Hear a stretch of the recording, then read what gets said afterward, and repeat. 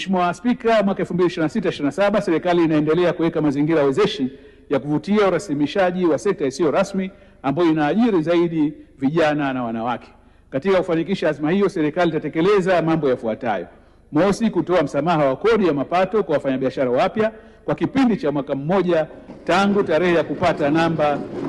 ya utambulisho ya mlipa kodi; na pili, kufanya maboresho kwenye sheria ya fedha za serikali za mitaa sura 290 ili kuwezesha mamlaka za serikali za mitaa kutenga 15% ya mapato yao ya ndani badala ya 10% iliyopo sasa ya mikopo ya wanawake, vijana na watu wenye ulemavu.